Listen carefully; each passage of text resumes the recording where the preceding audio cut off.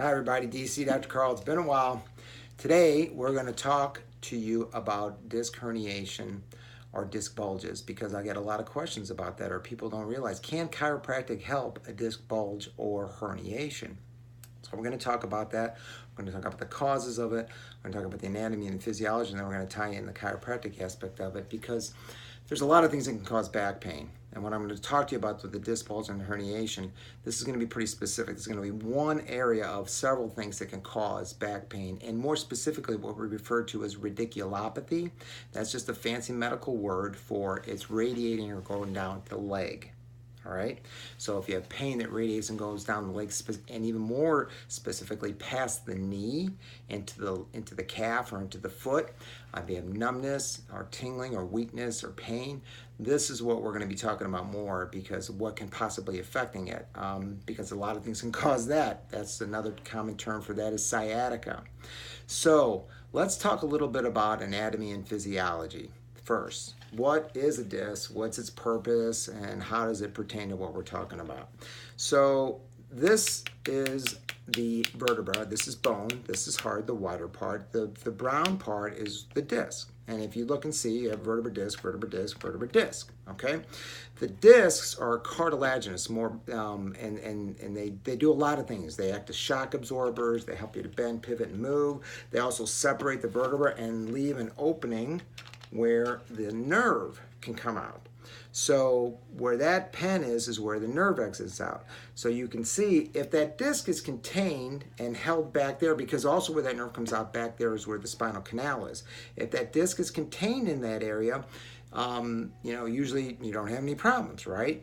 But you can go through these challenges of physical, chemical, emotional traumas, more specifically, either heavy lifting or, repetitive stress jobs. There's several things that can cause these discs to herniate or bulge, but there's a lot of things with time that can wear that out. Now, without getting into those, we're sticking back to what can it really help, or what's causing it, can it help? So if I was to pull that disc out and I was to look at that disc, it would look like rings of a tree, and contained within that rings of a tree is a nucleus. That nucleus bends and pivots and moves as we bend and pivot and move. What can happen over time, because a lot of times of a repetitive job, all right, it can go one way, or you do some heavy lifting. That disc, that nucleus can protrude through. If it protrudes but doesn't bust through those rings of the fibers, like the rings on a tree, if it does not bust through, that's a bulge. If it goes through those, that's a herniation. And depending on, herniations can depend on how bad it goes through. If it goes all the way through to where it pinches and irritates that nerve, or goes back and touches and pinches on the actual spinal canal, then that's what can cause the radiculopathy a lot of times, or the leg pain going down, like we just talked about. It also can cause back pain, but more specifically, this gets down into those areas, and then we got a bit of a challenge in there.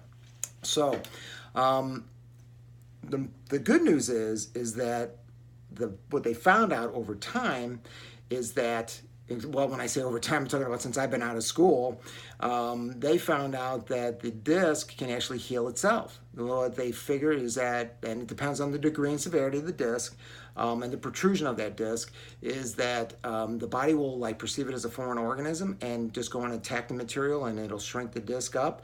They also speculate that might be hydration will pull that disc back up into that.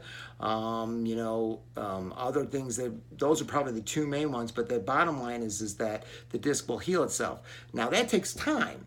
And with time, that's where the challenge comes in, because if you have pain in those areas, I got to tell you, that is an unrelenting pain. If you ever had sciatica or radiculopathy, or this leg pain, back and leg pain, it can be very excruciating. So depending on the degree and severity, we have to judge and analyze each case here at Chiropractic, because that's what I have to assess. Is that indeed what's causing the problem? And if that is, what can we do to repair it? So one of the things chiropractic can do is, when you get these problems and you have most common thing is there's a misalignment causing or pressing on that. That misalignment, due to whatever reason, can put an abnormal stress on there, causing increased pressure onto that disc, increased pressure onto that nucleus, and it keeps pressure onto the bulge, or to the not to the bulge, but more to the herniation.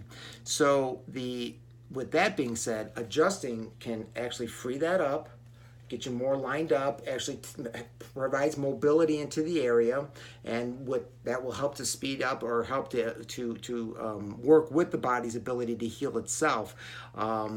Along with that natural healing process that the body does. So by lining up, take the pressure off, it actually helps the situation even more.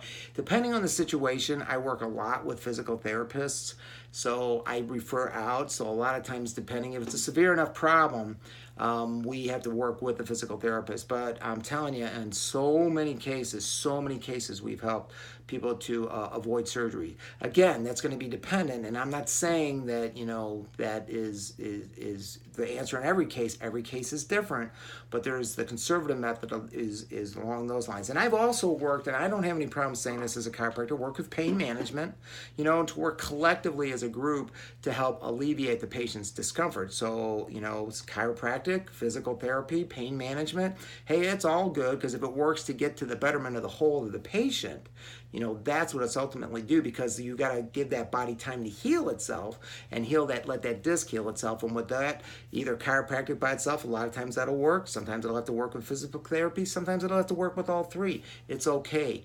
Know that that's in the majority of cases. Not every case will be like this, but the majority of them all will do well with conservative. We call this more conservative care, instead of having goes like a surgical intervention route or anything like that. Okay, so I hope that helps. I hope that there's anyone friend, family, or loved one that's dealing with a situation like this, that it will be helped and can be helped with chiropractic. So if it's not somebody in our state or somebody that or you can send a chiropractic. Hey, I'm okay. Just know that chiropractors can help with lumbar discs, and it can also help with herniation. The bulges are not as much, by the way. Just want to add a little ending to this, that the bulges don't cause as many problems as the herniations, and again, depending on the level of herniation. So everybody have a great day. Let's go rock it, and let's go tell them about chiropractic. Okay, bye.